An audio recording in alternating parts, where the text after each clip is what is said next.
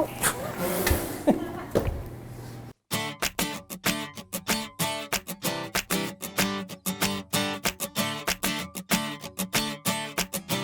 Hey guys, welcome to Real Simple Cooking School. Today I'm going to show you one of my very favorite techniques in all of cooking, and it's how to make a crispy, golden, delicious chicken cutlet. What I have here are 4 pieces of chicken. So these started as chicken breasts that we cut, we split horizontally, make them a little bit thinner, okay? And I'm just gonna show you how to finish them off so they're really thin and they're gonna fry up beautifully, okay? This is a meat mallet.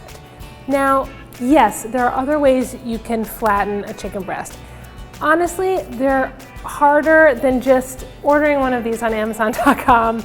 They're lightweight, they're easy to handle, and if you do like cutlets and make them often, just get one of these. It makes it super easy. I've got my chicken between 2 layers of plastic wrap. It's gonna keep my board clean, and it's also going to prevent the chicken itself from tearing, okay? Starting at the middle with my meat mallet, you pound and sort of push as you go to flatten. This is another one of those things that as soon as you start doing it, it'll make sense. Start in the middle. Had a bad day? Get a meat mallet. And you want to pound to about 1/4 to a 1/2 inch thick. I have in this pie plate some all-purpose flour. In this one, I'm going to crack 2 eggs. These are large, but in this case, it doesn't matter what size you use. But we've got 2 eggs there. And some panko breadcrumbs. I like panko for this. They fry up really golden and even. The fine breadcrumbs can get a little dark a little fast in this case. Now, before we get going, I just want to season every step of the way. That's going to ensure that the chicken tastes delicious in every bite. So a pinch of salt in the flour, a pinch of salt in the eggs, and a pinch of salt in my panko. We're going to season these also. That way, not just the outside tastes delicious, but the whole bite tastes delicious. And then we'll just give each of these a little stir to incorporate. I'll finish with the eggs so my fork doesn't get too yucky. And you just want to beat these up really good. People often talk about trying to use standard breading procedure with a wet hand and a dry hand. To be honest, every time I start, I can't remember which hand was wet and which hand was dry. So instead, I just use one hand and I put the other behind my back, okay? So, before we go any further, let's season these first. A little pepper. And this is gonna be my wet hand, so I'll use this to turn.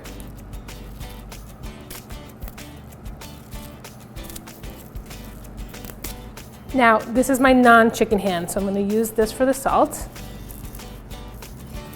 And I'll give them a little wash before I go for the pepper. Okay, we're ready to rock. Little pepper on these guys.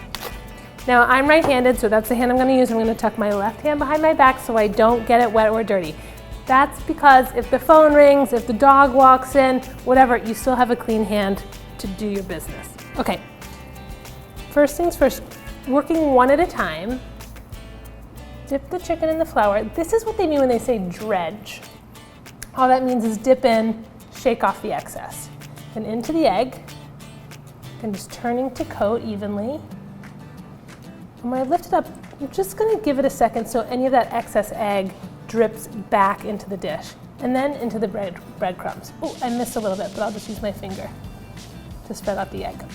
And then you can use your hands to help the panko stick on. This is another one of those recipe terms that we say, pressing gently to adhere. This is what we mean. We just mean this. And then onto a plate to wait for his friends. I'm just gonna keep breading these and I'll meet you back here in a sec. Okay, my cutlets are beautifully breaded. And remember, once you learn this technique, you can bread anything. Let's fry these up. So I have cast iron skillet. Remember, we like this because it gets hot and it stays hot. And I have about a 1/2 inch of vegetable oil in here. And then I want my tongs, my nice handy tongs. They're gonna give me a little extra room so I don't have to get too close to that oil. And then I don't have to touch the chicken again. So I'm gonna start with one cutlet at a time. I don't think that all 4 of these are gonna fit at once. We don't want to overcrowd the oil or the temperature will drop too much and then they won't get crispy, okay? So one at a time. And that oil is perfect. See how it sizzled up like that? That's what we're looking for. And I think we'll just do 2 at a time. There seems to be just about enough room for that. So if you guys can see in here, come in and take a look. We're getting nice, beautiful golden brown edges. I'm just gonna peek using my clean tongs. This is looking awesome. But see how the one side is getting more golden than the other? That just means it's hotter in the middle. Happens with most skillets and most stoves. So I'm just gonna give it a little rotation to make sure it cooks evenly. Let's check this guy too. Looking really good. Now, that's the other thing that can happen with these really thin cutlets.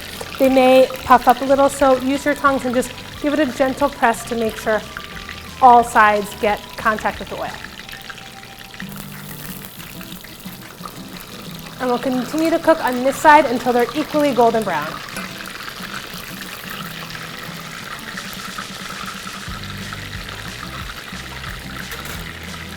I'm just going to transfer to my rack. Again, letting any excess oil drip off. And repeat with my last 2 cutlets. And look how beautiful that is. So good. So now that you know how to make the most beautiful golden crispy brown cutlets, let me show you a few ways to use them. Okay, we've got our beautiful golden crispy chicken cutlets here. I'm going to show you one of my favorite ways to finish them, which is chicken parm, or chicken mozz, as I like to call it. So I'm going to set these aside. We're going to keep the cutlets on the rack. That's going to help. And then for the tomato part, I want to show you a little trick. So I've got a can of whole peeled tomatoes, but I don't want all this liquid. Why? Because we made beautiful crispy cutlets. If we add too much liquid, they'll get soggy. So instead I'm going to drain these. You can do this over the sink, but I just want you to see, so I'll do it over this bowl. And using my hands, I'm just going to go ahead and break these up. Be careful, they will splatter. So you want to sort of get a thumb in there and then squeeze so they don't squirt. I'm nervous. I should wear goggles. Any of the excess juice will drain through, and then I'm going to season what's left with salt and pepper. So I'm just going to take these out of the juice. I'm going to transfer these to a bowl. We'll set this aside.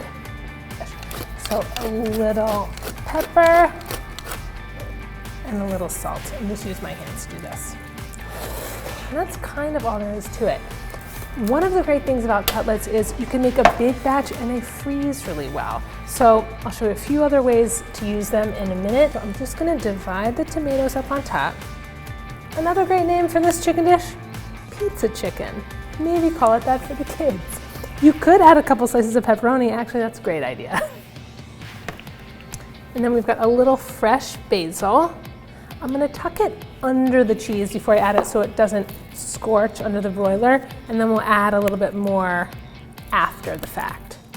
So each one gets a few leaves, and then we're just going to top it with some fresh mozzarella. I'm just going to use my hands to tear it into pretty thin pieces just so it melts easily under the broiler.